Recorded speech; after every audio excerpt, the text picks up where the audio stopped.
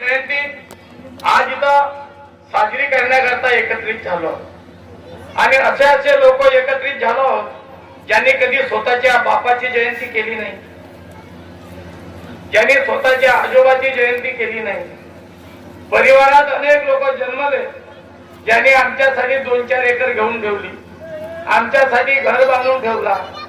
माझा पोरगा मोठा झाल्यावर होईल तर म्हणे हा पोरगी मागायला जयंती याच्या गड्यामध्ये गोप गीत दिसलं पाहिजे सोन्याचा, तो सोन्याचा गोप बनवून ठेवला, अंगठ्या बनवून ठेवल्या. त्याची जयंती आम्ही कधी साजरी केली का? केली का? कोणातरी हात वर करा. नाही केली.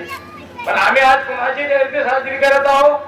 आमच्या महान त्यागी बाबा जुमदेवजीची जयंती साजरी करत आहोत. याच्यावरून एकच विचार समोर येतो, जो माणूस स्वतःसाठी जगला, जो माणूस स्वतःच्या लेकराबाळासाठी म्हणजे परिवारासाठी जगला, तो मरेपर्यंतच जगला. मेल्यानंतर तो जिवंत राहिला का? नाही. परंतु जो ह्या ज्या माणसाचा जन्म या मानव जातीमध्ये झाला आणि स्वतःचा सगळं परिवार कुटुंब लेकरबाळा तर सोडा, ज्यांनी स्वतःच्या आयुष्य या समाजासाठी खर्च केलं, मानव जातीसाठी खर्च केलं, शेवटच्या क्षणापर्यंत ज्यांनी एक चांगले विचार मानव जातीला प्रगतीपथावर नेणारे दिले, त्याच्या जयंत्या आपण भारत देशात साजऱ्या करतो. बरोबर आहे दांडेजी? आमचे महान त्यागी बाबा जुमदेवजी कसे जगले, कोण होते, कसे होते, कसं भगवत प्राप्त केलं आणि आम्हा सेवकांना काय सांगितलं, हे महत्वाचं आहे. एक सामाजिकरणाची प्रक्रियामध्ये हा माणूस कसा घडतो हे शास्त्र शिकवते, समाजशास्त्र. माणूस जेव्हा जन्माला येतो तेव्हा तो आपल्या आई वडिलाचे, त्या परिवारातल्या पूर्वजाचे काही गुण आपल्यामध्ये घेऊन येतो. तो जन्माला आल्यानंतर त्याला सगळ्यात प्रथम त्याची आई मिळते आणि त्याची आई त्याला शिकवते. त्याची आई जशी वागते तसाच तो पोरगा वागायला शिकतो. नंतर 2 नंबरवर कोण येते? वडील. नंतर येते आजी. त्या आजी काय शिकवते लेकराला? खट्याळपणा. म्हणते माझा नातू होय. मग ते मजाकी जे काही चुकीचे शब्द लेकराला शिकवते. मग तो लहानसा नातू त्या आजी आजोबाप्रमाणे तो खट्याळ पद्धतीने बोलायला लागतो. तो जेव्हा दाराच्या बाहेर पडतो त्याचे जे सवंगडी मिळतात, काही चांगले मिळतात, काही वाईट मिळतात. चांगले गुण येतात, काही उष्ट्या बिड्या देणारे भेटतात. मग आम्ही बी उष्ट्या बिड्या प्यायला शिकतो. आहे का नाही? बरोबर.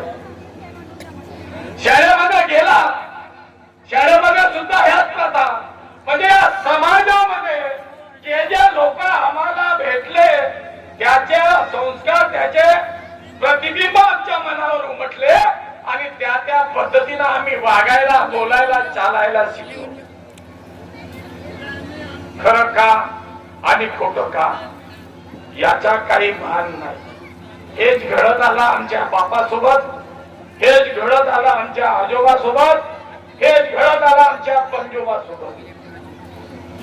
पण नशीबवान आहो आम्ही, भाग्यवान आहो आम्ही की कालांतराने का होईना आम्हाला महान त्यागी बाबा जुमदेवजीचं शिक्षण मिळालं.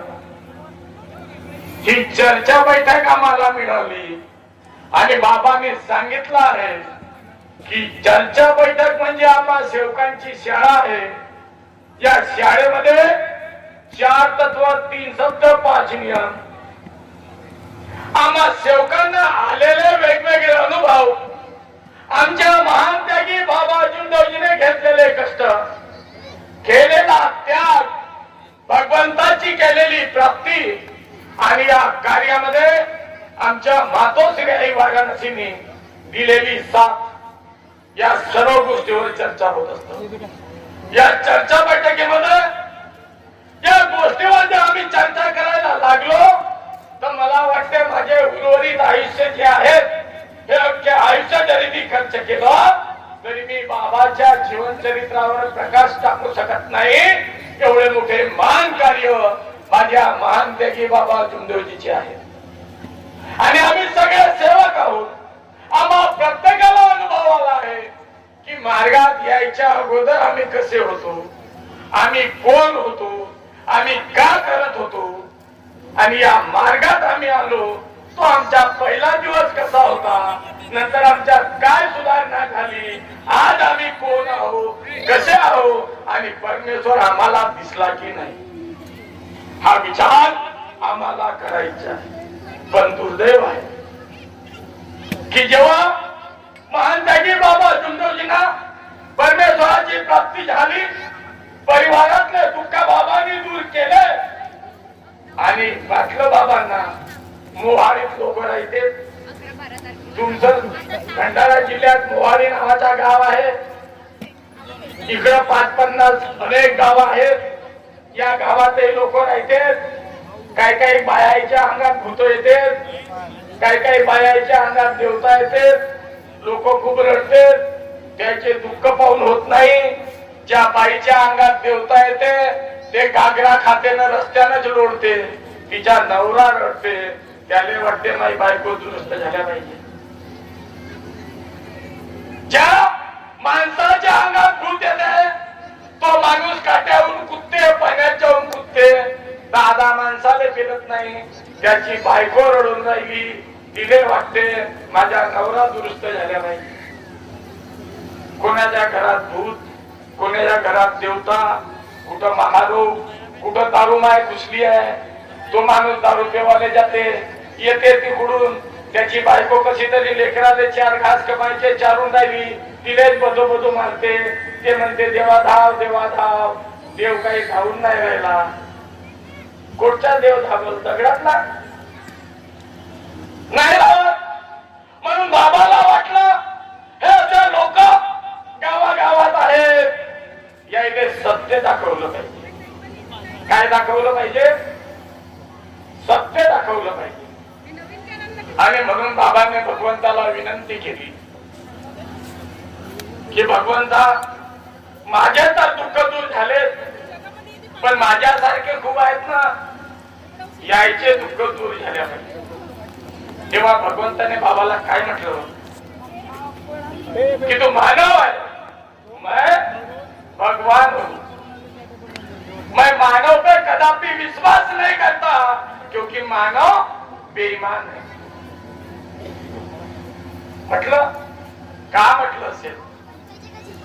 काहून म्हटलं या माणसाला बेईमान? मग या मोहाडीकर बेईमान लोक आहेत का? मला तर मोहाडीकर माहित आहे, खूप चांगले लोक आहेत बा. या मोहाडी सारखे लोक दुसऱ्या कोठीच नाही आहेत जगात. बाबांना सांगितलं देवता काढलं, भूत काढलं, दारू सोडायला लावलं, माणसातला माणूस जागृती करून त्याला पुन्हा माणूस बनवलं. मोहाडीकर आहेत का असे भूत येणारे लोक? नाही. तसे लोक नाही भेटणार कोणी पाहणे.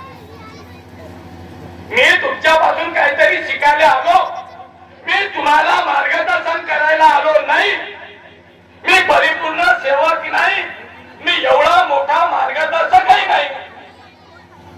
एक सेवक आहो तुमच्यासारखा. पण जिद्द वाटते, दुःख वाटते की महान त्यागी बाबा जुमदेवजी माझ्या जातीचे नाही. महान त्यागी बाबा जुमदेवजी माझ्या मामे मावसे नव्हे. महान त्यागी बाबा जुमदेवजी माझ्या चुलता नाही आहे, माझ्या गावचेही नाही आहे. पण हा तापरजोर मध्ये या ठिकाणी उभा आहे, ही सगळी किमया त्या महान त्यागी बाबा जुमदेवजीची आहे. ज्याच्या विचारामध्ये मी घडलो, मला वाटतं की माझ्यासारखेच लोक माझे अनेक घडले पाहिजे. जे विचार माझ्या बाबाचे होते. पण शब्द मला आठवते, भगवंतांनी म्हटलं होतं बाबाला, मानव बेईमान है. का म्हटलं असं? आपल्या महान त्यागी बाबा जुमदेवजीने भगवंताची प्राप्ती केली. मग पूर्वीच्या कालखंडात भगवंताला प्राप्त करणारे झाले की नाही? झाले असतील की नाही झाले असतील? याचा विचार आपण कधी केला का? टीव्ही पाहणारे हात उंच करा. टीव्ही कोण कोण पाहिजे हात वर करा. बरं जे पाहत असाल तर हात वरता करा. बरेच लोक बाकीचे नाही पाहत का टीव्ही? बाकीचे नाही पाहत. ठीक आहे. रामायण पाहिला टीव्ही मधले? महाभारत पाहिला?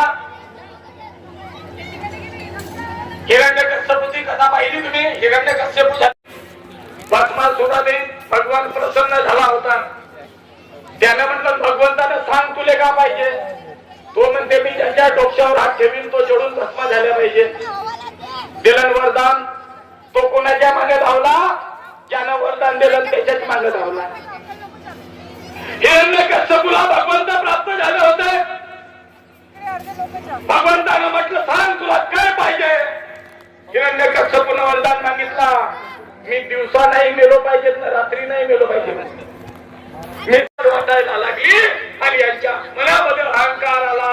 यांच्या मनामध्ये विकार घुसले आणि हे स्वतः भगवंत झाले आणि शेवटी मातीमध्ये मिळले. माझ्या बाबांनी काय मागितलं? माझ्या बाबांनी भगवंताची प्राप्ती केली आणि भगवंताला काय मागितलं?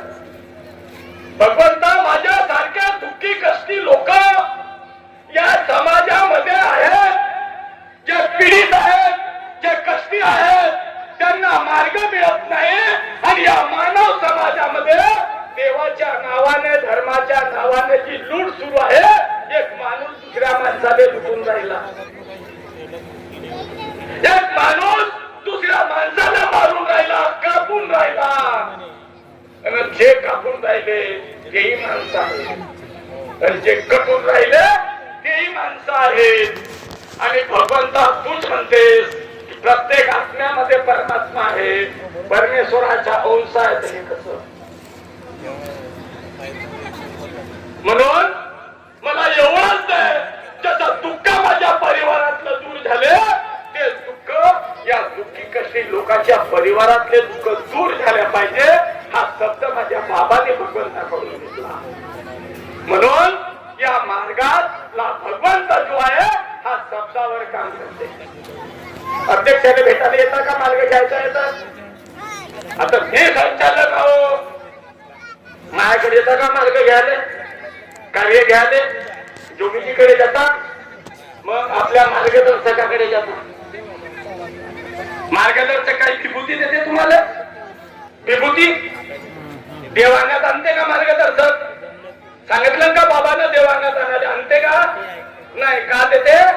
शब्द देते. तुमच्या परिवारात एकता करायला सांगते. तुम्हाला जुने विचार सोडायला सांगते.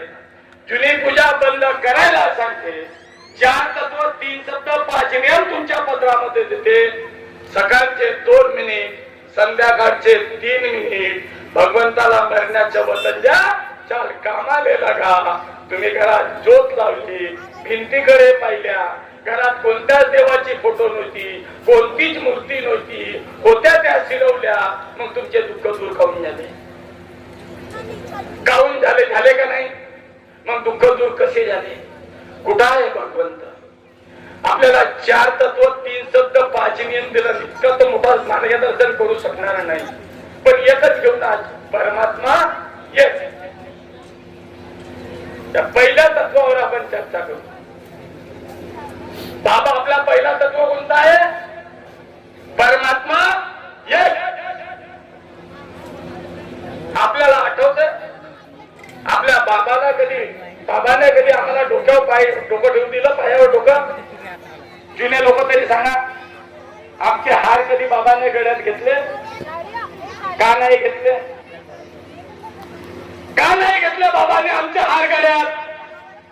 का बाबाने आम्हाला त्यांच्या पायावर डोकं ठेवून दिलं नाही? अरे त्याच बाबांनी केलं. कष्टही बाबांनीच घेतले. भगवंताची प्राप्ती बाबांनीच केली. 4 तत्व 3 शब्द 5 नियमही बाबांनीच तयार केले.